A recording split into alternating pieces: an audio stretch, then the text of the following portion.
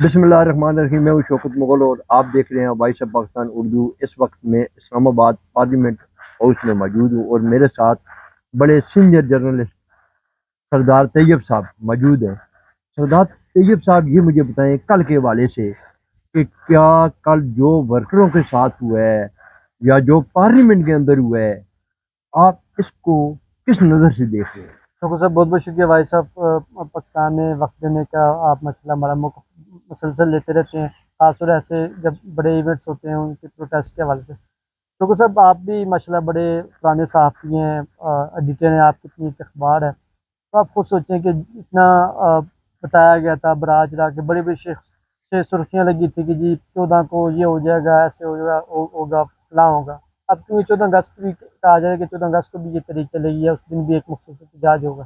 लेकिन 5 अगस्त को एहतजाज हमें सबको पता था कि के में तो रैलियाँ होंगी, जलसे होंगे, गंडापुर साहब करेंगे, अमीन न्याज़ साहब, खान साहब वो भी करेंगे। लेकिन पंजाब और जहाँ हम जो बैठे हुए हैं आपके सामने हैं, 3 MNA है PTI के, 9 मुंतखब MNA जो फार्म 45 के तहत शुएब शाहीन साहब, आमिर मुगल साहब और अली बुखारी साहब, ये 3 MNA PTI के कल के चैप्टर से गायब थे। हम्म। क्यों गायब थे? कोई एक मतलब नहीं थी, किसी एक जगह भी 5 बंदे इन्होंने इकट्ठे नहीं किए।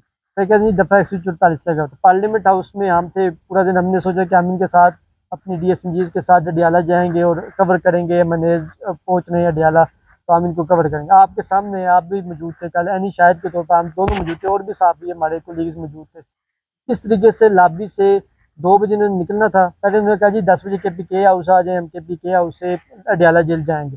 10 बजे उधर मीडिया को बुलाकर फिर वहाँ से जी नहीं, अब हम 2 घंटे इजलास अटेंड करेंगे, उसके बाद हम यहाँ से अडियाला जेल जाएंगे। लॉबी में बैठ कर टाइम वेस्ट करते, 2 भी गुजर गए। फिर उसके बाद स्पीकर साहब के पास मुलाकात करने चले गए और फिर वहाँ 3 घंटे मुसलसल वहाँ मिलते रहे। और बाद में पता चला कि जी वहाँ उन्होंने ये कहा कि हमें पार्लियामेंट के अंदर से गिरफ्तार ना किया जाए, हम पार्लियामेंट के दूर से बाहर नहीं जाएंगे, हम पार्लियामेंट के हद तक रहकर एक प्रोटेस्ट करेंगे, तो पुलिस को ये कह दीजिए कि हमें गिरफ्तार न किया जाए। स्पीकर साहब से ये भी कहा गया कि हमें इसके मुतबादल, ये जो सामने इसके मुतबादल कैबिनेट गेट दिया जाए ताकि हम अडियाला जेल जा सकें। स्पीकर साहब ने वो जो बैकग्राउंड वाला जो मुतबादल गेट था वो भी खोल कर इनको दिया, लेकिन कुछ संजीदगी ही नहीं थी, कोई जाने का इरादा ही नहीं था। जिन्होंने जाना था आपके साथ महमूद चकजई साहब थे, सलमान अकबर राजा साहब भी कल आए हुए थे, वो लोग चले गए। लेकिन बदकिस्मती ये है कि इमरान खान साहब ने इनको कहा था कि अपने अपने हल्कों में आपने प्रोटेस्ट करना है।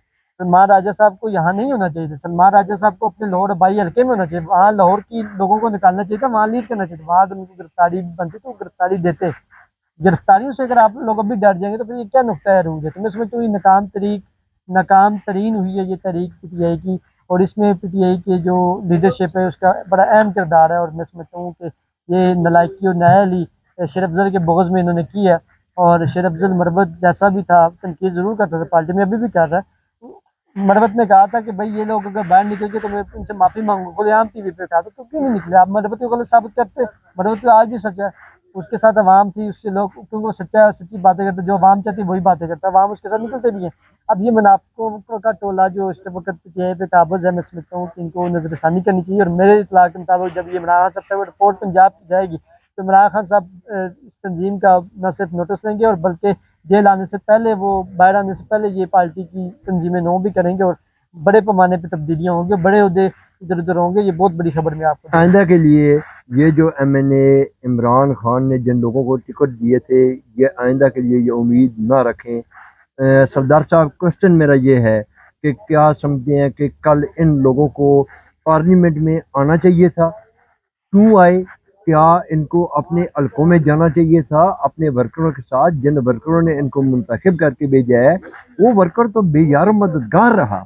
देखिए कल तो इनको नहीं, बिल्कुल नहीं आना चाहिए था। अगर ये बानी PTI इमरान खान साहब के मुताबिक चलते तो इनको तो MNAs को नहीं आना चाहिए था। अगर कोई हिकमत अमली पार्टी की सदर बन गई थी कि जो MNAs होंगे वो अडियाला के बाद जाएंगे, इमरान खान साहब की फैमिली के साथ यकजहती करेंगे, तो फिर यहाँ क्या आने की जरूरत थी? एक दिन आप छुट्टी कर लेते, आप बारों बार जाते, 10 बजे के टाइम था, आप क्यों नहीं गए अडियाला? मतलब ये हुआ कि यहाँ आकर सिर्फ ये चीज़ वो करनी थी कि उन्होंने टाइम पास करना था और इन्होंने नहीं जाना था, और इनकी नीयत नहीं थी। अब पता नहीं क्यों नीयत नहीं थी, किसके इशारों पर इन्होंने सारा कुछ किया। शेर अफजल मरवत जाते हुए जो मैसेज देकर गया, उसने दो चीज़ें कही। उसने कहा कि ये तहरीक भी कामयाब नहीं होगी, कोई बंदा नहीं निकलेगा, ये लीड नहीं कर सकेंगे। और उसके बाद मरवत ने यह भी कहा कि इमरान खान के बेटे नहीं आ रहे, वो वाकया 5 अगस्त को नहीं आए।